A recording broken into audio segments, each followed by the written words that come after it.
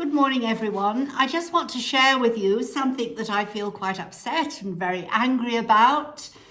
So where do I start? First of all, let me say to you that when you see people post on social media, they've maybe rescued a donkey or horse or whatever, in some ways that's quite easy because everyone goes, wow, isn't that good?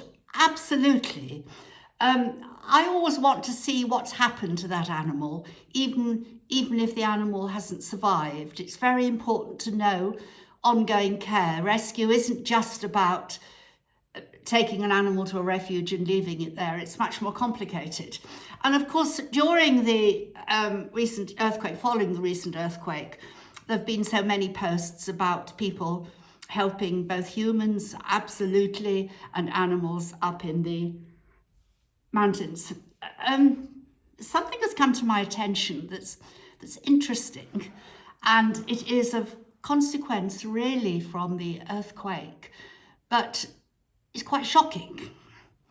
There have been quite a lot of damage in the Medina in the middle of Marrakesh. That's the old part, the old Medina, and things are being repaired very quickly. They have to be because it's a huge tourist attraction in that area. And you will see, if you're in the Medina, you will often see rubble being carried away in carts by donkeys. And many tourists complain to me about how awful it is. They just hate to see that. And I understand that. Well, I have now discovered, because I've had quite a lot of messages from people, that where repair work is being done now, and there's a lot of rubble, a lot of people who would be very supportive of us have actually said, why can't you use mechanical means to take the rubble away? Wait for it, folks. This is the shocking bit. The people with the mechanical vehicles are not licensed to take rubble away. Only donkeys are permitted to take rubble away and to dispose of it. How awful is that? And that, excuse me, even the dog thinks it's pretty awful. No, Mozart, quiet.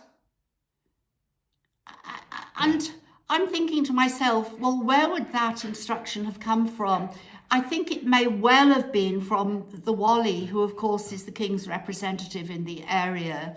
I'd be surprised if it was the Marrakesh Council itself, but we will make some further inquiries about that. But what seems so utterly crazy are there are two things.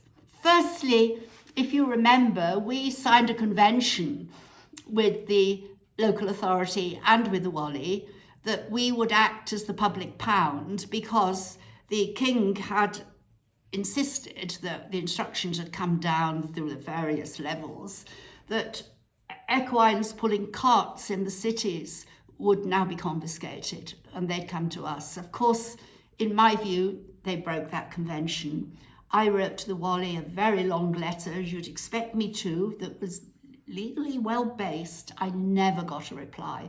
I understand that they now have a convention with Spanner, and that's fine. I hope Spanner fulfill their obligations as an animal welfare organisation. Secondly, people wanting to dispose of rubble has found the price of hiring donkeys has gone up hugely. Well, do you know why? Because I would think more than half of them are here.